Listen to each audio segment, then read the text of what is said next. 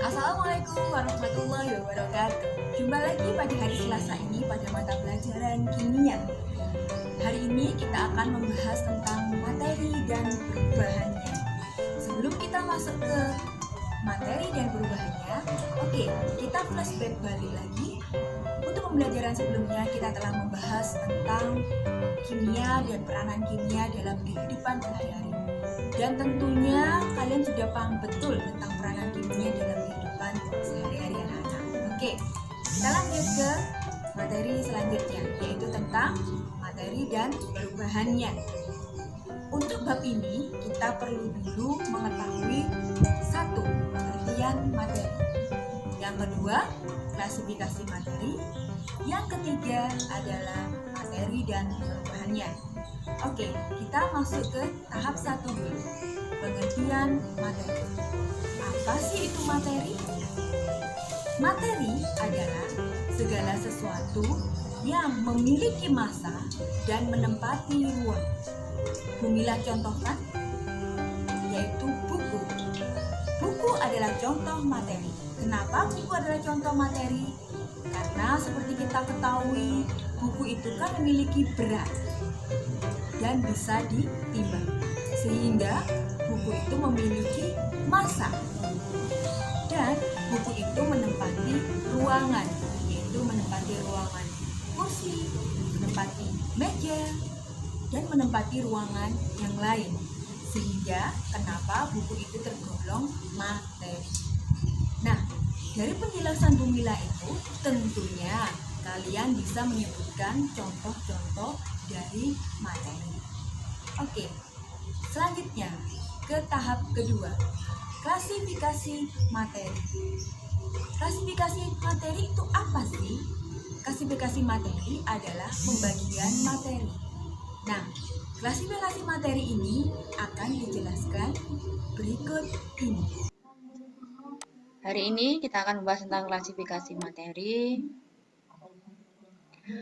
Ini perkenalan kita membahas tentang klasifikasi materi. Kemudian materi itu terbagi menjadi dua bagian. Satu yaitu zat tunggal ya. Yang kedua adalah campuran. Nah, masing-masing nanti kita lihat penjelasannya baik zat tunggal maupun campuran. Nah, kemudian zat tunggal ini kita bagi lagi, terdiri dari dua bagian juga, yaitu unsur. Ya, unsur ini adalah zat tunggal yang tidak dapat diuraikan lagi menjadi zat lain dengan reaksi kimia biasa. Contohnya unsur logam dan non-logam. Unsur logam contohnya lagi adalah misalnya besi. Nah, itu termasuk unsur. Atau kemudian juga kalsium. Nah, itu termasuk unsur logam, contoh dari unsur. Kemudian yang kedua adalah senyawa.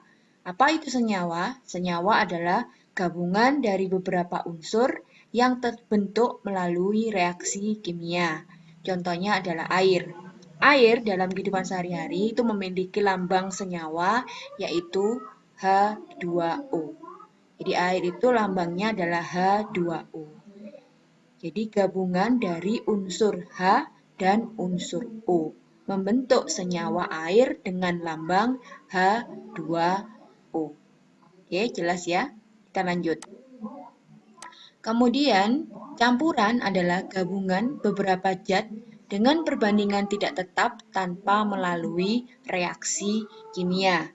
Itu adalah pengertian campuran. Sekali lagi, campuran adalah gabungan beberapa zat dengan perbandingan tidak tetap tanpa melalui reaksi kimia. Nah, campuran juga dibagi dua, yaitu homogen. Homogen adalah campuran antara dua zat atau lebih yang partikel-partikel penyusunnya tidak dapat dibedakan lagi. Jadi campuran yang tidak dapat dibedakan lagi partikel-partikel penyusunnya. Contohnya apa? Contohnya adalah campuran gula dan air. Kalau kita campurkan gula dan air, kita aduk, maka gula yang semula bentuknya butiran akan larut di dalam air, sehingga sulit kita bedakan mana gulanya, mana airnya, sehingga itu namanya homogen. Oleh karena itu, campuran gula dan air adalah contoh campuran homogen. Yang kedua adalah heterogen. Apa itu campuran heterogen? Campuran heterogen adalah campuran antara dua macam zat yang atau lebih. Maksud saya, campuran antara dua macam zat atau lebih yang partikel-partikel penyusunnya masih dapat dibedakan satu sama lain. Contohnya apa? Air sungai. Kenapa air sungai termasuk campuran heterogen? Karena di dalam air sungai itu mengandung banyak sekali partikel-partikel. Contohnya adalah ada pasirnya, ada airnya, ada tanamannya juga di dalam air sungai. Maka baik pasir, air, maupun tanaman yang di dalam air sungai masih bisa dibedakan satu sama lainnya. Oleh karena itu, air sungai adalah contoh dari campuran heterogen. Anak-anak, setelah kalian mendengar penjelasan tadi tentang pembagian dari materi, maka kita bisa membuat gambar klasifikasi materi, yaitu coba kita lihat bahwa klasifikasi materi itu terdiri dari 3, yaitu unsur, senyawa, campuran.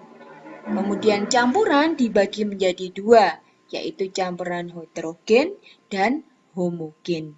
Heterogen contohnya adalah koloid dan suspensi. Nah, tadi itu sudah kita lihat bahwa air sungai termasuk heterogen, campuran heterogen. Kalau yang homogen contohnya adalah campuran air dan gula. Demikian anak-anak penjelasan tentang klasifikasi materi. Tentunya kalian dari penjelasan ini kalian belajar lagi, kalian baca lagi tentang klasifikasi materi sehingga kalian semakin paham apa sih klasifikasi materi, terbagi menjadi apa saja sih materi itu, insya Allah akan lebih paham. Oke anak-anak, kita lanjutkan ke tahap yang ketiga yaitu perubahan materi. Alhamdulillah, kalian sudah dijelaskan mengenai klasifikasi materi dan tentunya kalian paham tentang klasifikasi materi. Oke, untuk tahap selanjutnya adalah tentang perubahan materi. Materi mengalami perubahan. Perubahan materi dibagi menjadi 2, yaitu 1, perubahan fisika. Kedua adalah perubahan kimia. Untuk lebih memahami tentang perubahan fisika dan perubahan kimia, perhatikan contoh berikut.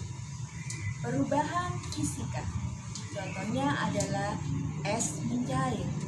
Kita lihat pada es mencair hanya terjadi perubahan wujud saja, yaitu dari padat, yaitu es, menjadi cair. Tetapi tidak terbentuk zat baru. Zatnya tetap yaitu air.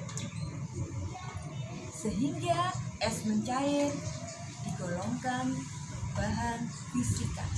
Hanya terjadi perubahan wujud saja. Tetapi zatnya sama atau tidak terbentuk zat baru, yaitu tetap air. Bagaimana dengan perubahan kimia? Nah, contoh dari perubahan kimia misalnya adalah kertas yang dibakar. Nah, kita lihat videonya. Nah, kalau kita perhatikan videonya, kertas yang dibakar itu tidak hanya berubah wujudnya saja, tetapi juga berubah zatnya, yang artinya terbentuk zat baru, yaitu dari kertas yang berbentuk lembaran akan berubah menjadi abu. Kertas dan abu itu adalah 2 zat yang berbeda, sangat-sangat berbeda. Sehingga bisa kita golongkan kertas yang dibakar adalah termasuk perubahan kimia karena terbentuk zat baru, yaitu berupa abu yang sifatnya berbeda dengan sifat kertas. Nah, anak-anak, dari contoh-contoh yang sudah saya kemukakan tadi, tentunya kalian sudah bisa memberikan contoh-contoh lain dari perubahan fisika dan perubahan kimia. Oke? Demikian untuk materi kimia hari ini. Semoga bermanfaat dan tolong kerjakan tugasnya yang sudah saya posting di Google Classroom. Terima kasih. Assalamualaikum warahmatullahi wabarakatuh.